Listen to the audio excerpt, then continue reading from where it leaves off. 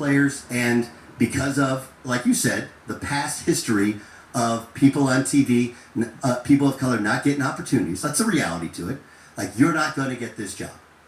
And I went through the process, one, because I wanted to go through the process and see what it was like, and two, because those people that were in the process, you never know if they may need you for a game or they may get another job, and you did a really good job, you're totally professional, and you put yourself in that conversation, because they're outside of Doris Burke, and I can't think of anybody else. What's her name? Sarah. For the Nets? Yeah, she's awesome. Right. Like, those are the only two people who are analysts in the NBA who didn't play or coach in the NBA. And so I was told, like, hey, dude, you ain't getting it. You ain't getting it. And of course I did it. Sarah Okay? Kustok. Sarah Kustok. Okay, so and they're both very, very good broadcasters.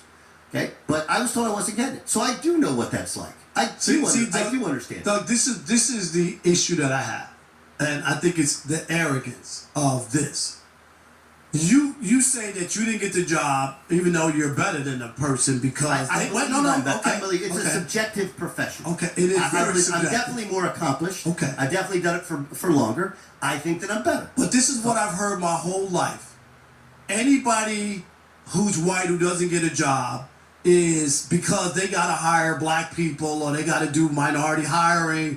No, I've never heard a white guy once say to me, I didn't get the job because I wasn't good enough. It's always because they want to give the brothers a chance. Or you remember Rachel Nichols. Yeah, you can do whatever you want, but don't mess up my gig or whatever. You know, because you guys have bad diversity numbers or whatever it is. It's always the same thing. Not that we've worked and we've put in our time and energy and done what we're supposed to do to get opportunities. I feel I was turned down for plenty of jobs or didn't get the opportunities that I would have gotten had I been white. I believe that. There are situations and circumstances. I do. I understand. There's. Now, I agree with Rob Parker. And again, this is a subject that I like to think most people, or let's just say most black people in this country, have dealt with. It's why you if this was not an issue in this country, if race was not an issue in this country, then explain to me why was the Rooney Rule created in 2003? Why was affirmative action created? And so forth. Why was all these supposedly type of rules acclimated into the law books, or whatever law book, rule book, whatever you want to call it? Why was all these particular type of rules inserted into whatever law or rule book, whatever you want to call it? Why was there? Why was there a need for this? Not why, but why? I'm sorry, not where, but why was there a need for this? It's because of race. It's because of, and for me, if you want to just really think about, let's think about this. Again, the Rooney Rule was created in 2003, right? Okay. Since then, there's been 6 black head coaches, since that rule was created, and and I'm gonna name 6 of them: Tom Flores, Denny Green, Tony Dungy, Ray Woods, Herm Edwards, and who's the other cat? Oh, Art Shell. That's 6 right there. And you're gonna tell me out of those 6 black head coaches, and we can go all the way back to September 17th, when the NFL was actually created, when it was founded. It was founded in, would you believe it, Canton, Ohio, 1920. So you're going to tell me from the day the NFL was founded all the way up until now, 2023, there's only been 6 black head coaches, and you're going to tell me there's not a racial divide? Like I said, either this gentleman on the left, Doug Gillilib, either he's naive or he's just going along with the program, or he actually, believes what he's saying. He actually believes it. And again, it at the end of the day, it's his opinion. It's his opinion. If this is how he really feels, it's his opinion. He's entitled to it. I just think that, and again, I just think the dude is a little naive to the fact. I'm going to give the guy the benefit of the doubt and say he's naive, because I don't know him personally, never met him. I've seen him on TV numerous of times. So the way he articulates and the way he compartmentalizes when he's talking about certain topics dealing with sports, for me, it just resonates with me like the dude is very educated. He's very, let's just go say the guy's very intellectual. Let's go with that one. So, for me, let's say smart. Let's say smart. I think I'll talk more about, intellectual, being, intellectual, having an IQ and all that. I'll speak on that for another segment. Let's just roll with that. He's very smart. He's a very smart dude, in my opinion.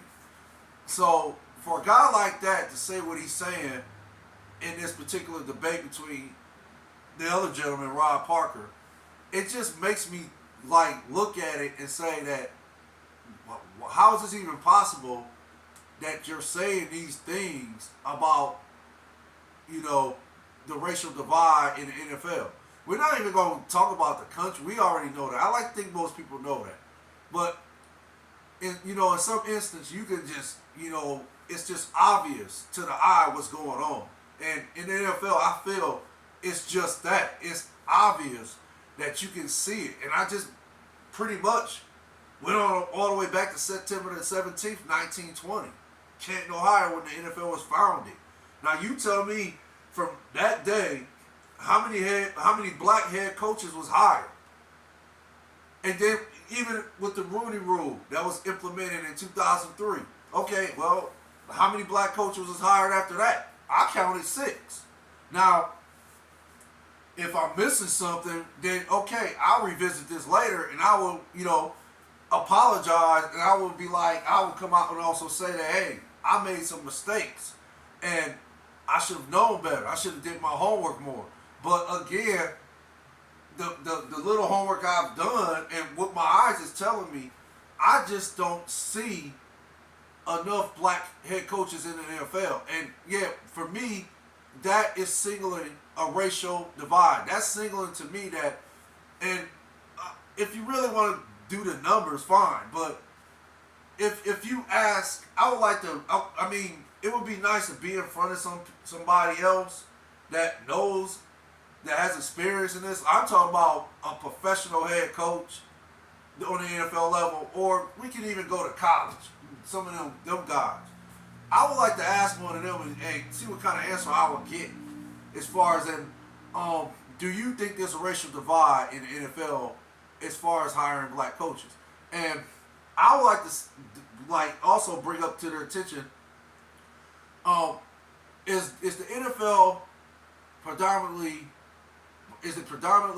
white as far as in the GMs, the owners, and head coaches, whether it be on defense or special teams? Is it predominantly white on that side, on that side of the card? I would like to ask that question and see what kind of answers I would get back. But for me, yeah, there is a racial divide, because I like to think that in the NFL, the owners are predominantly white, the GMs are predominantly white, and the head coaches are predominantly white, whether it's defense side of the ball, special teams. I would like to think that they're predominantly white. Yeah, it might be a few minorities. And okay, if you want to come back and say, well, this guy got, a certain type of, or he's mixed with a certain type of race. Well, okay, well, what do you want to say? There's a melting pot in the NFL now? There's a big, giant melting pot in the NFL? Everybody knows that at the end of the day, you're either considered white or black. Or, if it's obvious to the eye, then, okay, you can be considered Hispanic, Indian, Italian, German, and so forth. So, once upon a time it was called "This Is a White Man's World." Now I know everybody is accustomed to that phrase that was happening back in the day. When I was coming up, I was always taught this is a white man's world. Tupac wrote a song called "White Man's World." So, I mean, whether that's still quote a phrase or a settlement, or if it's just a statement, then okay, fine. That's to whoever wants to use it in those formats. Whoever wants to use it at their discretion. But again, yeah, for me, basically, yeah, I believe there's a racial divide when it comes to hiring black coaches. And I just think the gentleman on the left is a little naive to it. And I'm just going to roll with that. I just think he's just a little naive. I just think that what he is saying, he actually believes it. He actually believes it, and he's throwing, certain big words and numbers out to, try to give his argument credibility when in fact numbers lie. We don't know what's going on behind the scenes. That's the in my opinion, that's the number one reason we don't know why there's no black coaches being hired. This gentleman right here, Eric Bieniemy, to be honest, we will never probably know why he was never considered for a head coaching job, and he's had this type of success with Kansas City as their offensive coordinator. Now, yeah, last year, him and Patrick Mahomes had a little heat going on, but okay, I like to think it was resolved because they won this year's Super Bowl. But okay, I guess you can even say, and again, we'll never know, but there has been speculation that Eric Bieniemy is just not presentable, if that makes sense. He's not the type of guy that's leader of men, if that makes sense. Or he's just, like this gentleman said, divisive? He's a divisive type of individual. And a lot of coaches, yeah, I would like to think that, yeah, if you got these type of characteristics going on, no, you're not going to get a job as a head coach in the NFL. I would like to think anybody that has them type of characteristics is not going to hire. But again, we all know that, hey, at the end of the day, and I would like to think, or I'm not going to say we all know, but I would like to think that the NFL is just this one big, elite-like group of people like the Four Horsemen, like the Bloodline, like Evolution, like Nation of Domination. Those groups were elite. They were like, they were formed by having the best athletes in that particular sport, or you got the best minds in the NFL. And I think on that level, the NFL has an elite. It's like an elite group, and I think that group is enormously large. So if you look at it, yeah, you got this type of group right here. Of course, they're all going to get together and make decisions. That's going to be what is the word? Best for business. And I think that's what it comes down to anyway. The NFL is about making money anyway. It's about money with the NFL, period. That's what it comes down to. So for whatever reason, why they feel that there's no need for black head coaches in the NFL. Yeah, the Rooney Rule, okay, was implemented, but do I think it's a joke? Yeah, to a certain extent, I think the Rooney Rule is a joke. Because why was it created? That's my question. Why was it even created? If there's no racial divide in the NFL, then why you got a Rooney Rule? Why that have to be implemented? So I think a lot of these reasons or issues that's going on in the NFL as far as in what these black coaches not being hired, I just think that for the most part, until someone corrects it, until the black players decide to band together and hold a strike and say, hey, look, we're not going to play until these black coaches, or let's just go with demands. these demands are met. We're not going to play until our demands are met. And until the players decide to do that, I think that's the only way it's going to be fixed. But do I see it being fixed anytime soon? Maybe, perhaps. But as of right now, it's still an issue. And we're in 2023. It shouldn't be an issue. The issue should have been resolved in 2023. It should have been resolved then. Why are we still having this discussion about black coaches not being hired 2023? Why? Okay, so, yeah, for me, no, I don't think the problem's going to be fixed until, either the black players decide to come together and, form some type of strike and, write up a list of demands and, hey, say, NFL, if you don't meet them, we're not going to play until these demands are met. So, yeah, basically, that's just my opinion on how I think this issue can be fixed. I'll give you. I was up for the head coaching job at Oklahoma State. Mike Boynton got it. I did not. Okay, and he got it because of his relationships with the team, his relationships on campus, how people have viewed him. And oh yeah, by the way, he's done a really good job handling some really, really hard stuff. I'm not that guy.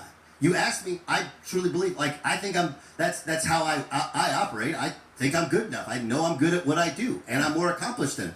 Again, I haven't been a hater on the dude getting the job. I'm telling you the reality of what I was told going in. I was told when I was at ESPN, like, hey, dude, we'd like to use you on the set, but the way the set works is you got to have a former player and a former coach, and you can't have 3 white guys across the board. It doesn't work that way. And at the time, the former coach was white. It's so funny. I've seen plenty of shows that have had 4 white guys on the set. Tell me where that exists. Before I got into this business, it was everywhere. It was everywhere. No question. Kidding? But how long ago did you get in this business? I've been in the business 37 years, but Correct. I remember Correct. those days. Is what I'm saying. And what I would tell you, Rob, is I agree with the righting of the past wrongs and equaling out the playing field. I do. Okay, but you have to do it. You can't sit there and go like, well, Eric Bieniemy's not getting this job because the league is racist. Okay, you have the Indianapolis Colts. Their GM is a former Chief guy, and he brought Eric Bieniemy in, and he brought Shane Steichen in, and he needed an offensive guy. That's what they wanted, and they decided on Shane Steichen. Right? So they have. If Kansas City loved him so much, why'd they let him go? If Kansas City loved him so much, why didn't Indy hire him? Why didn't Chicago hire him? You have to answer these questions, okay? And so you can tell me that historically the NFL has some racist issues, quarterback-wise, and I think that's a big part of it, right? Because especially backup quarterbacks, that's who they become coaches, right? But in the context of Eric Bieniemy, it just lacks in any sort of substance, and we all fall back on it because nobody is calling these general managers and say, hey, take me through why you selected who you selected. And they'll give you the reason.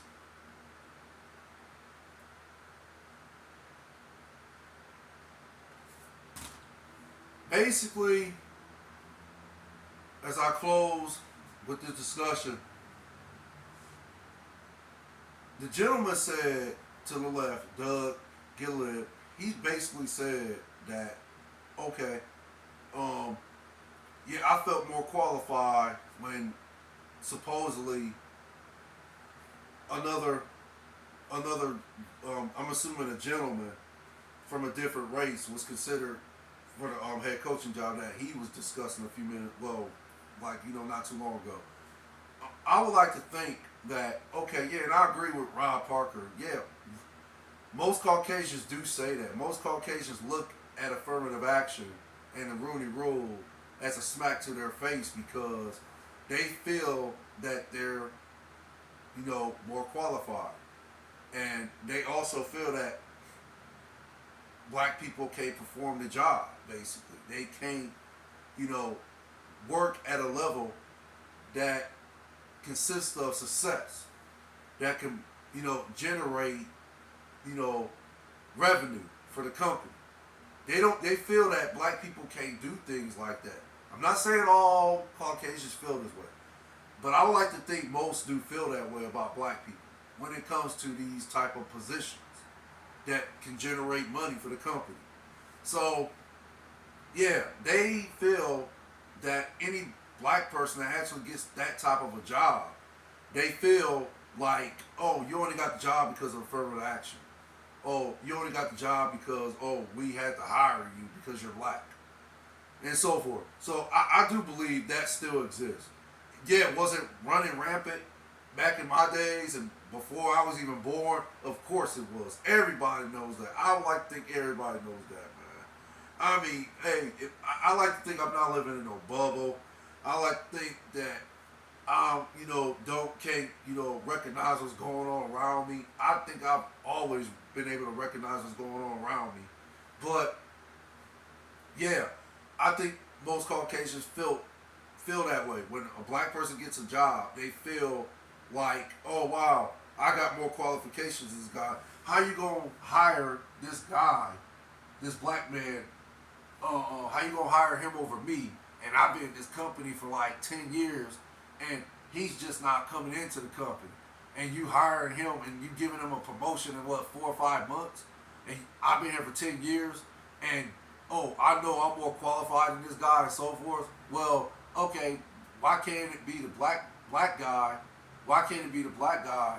Just, he's just super intellectual like that to a point where the minute he let's go with a company that deals with stocks and bonds.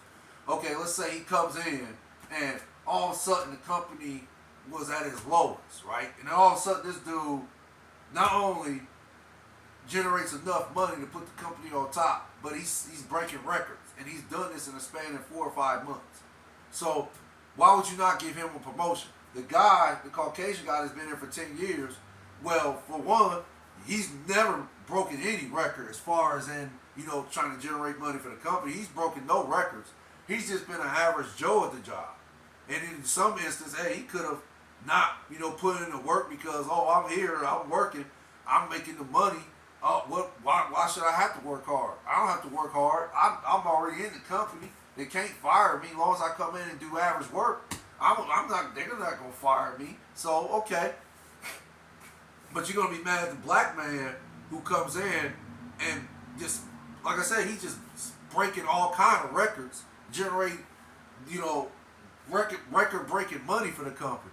So yeah, that's all. Yeah, we know that. I like to think most people feel, most Caucasian men feel that way. You can say women feel that way about black women, or women feel that way about black men, and so forth. I believe that's going on still when it comes to black people in general getting these high position jobs, and the Caucasians looking at it, and I'm not saying all of them, but some of them are looking at it and be like, oh wow, really?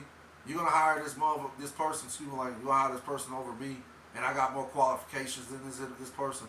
Yeah, I believe that. Yeah, but they're mad at the affirmative action rule, Rooney Rule, and so forth.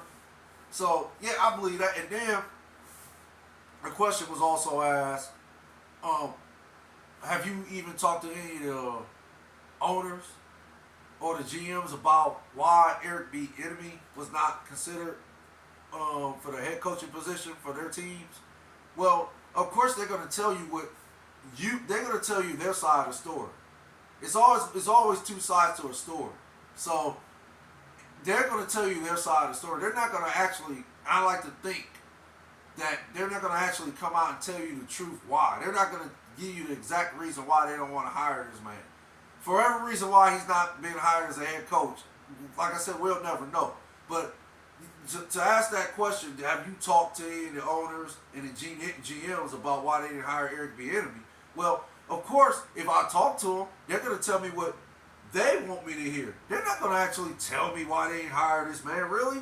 I mean, again, he just sounds a little naive, because I like to think most people would think that. Why do I even have to tell you the truth? Why do I have to tell the truth when I can just tell you what you want to hear? So I'm just saying, I like to think this how these owners is thinking when it comes to, even if they got, if they have to sit down and be interviewed and ask questions like that, they got PR people in place to tell them, hey, this is what you got to say. Don't say this. Say this. It's good for business if you say this. You don't have to tell the truth. Just tell them this. Tell them this. This is what they want to hear. And when you tell them, articulate in a way where it'll make sense to them. We know this is not the truth, but if you articulate it in a way, it'll make sense. It won't come off like you just, blabbing at the mouth. You just, talking and not knowing what you're saying, not knowing what you're talking about. No, it's not gonna work like that. These owners and GMs are smarter than that. Come on, they got PR people in place to help them write out their, write out what they're gonna say, write out their little soliloquies and all this. They got these PR people to tell them exactly what to say. So yeah, for me, if I go in and was asked the owner or a GM, hey, why you ain't hired Eric Bieniemy? They're gonna tell me exactly what I want to hear. The difference between me and anybody else though is I don't conform to anything. I ask questions. I don't fall for anything. So you basically, like I said, I can read between the lines, but some people, it is what it is. Some people go for what they're saying. So yeah, we're not gonna get the exact truth, in my opinion. Is why Eric Bieniemy was not hired. But thank you for listening. If you hit the like button. If you want to subscribe, I appreciate it. But the views, I appreciate more. Y'all stay blessed, stay safe out there. Facts for the Ghosts. One love. Later.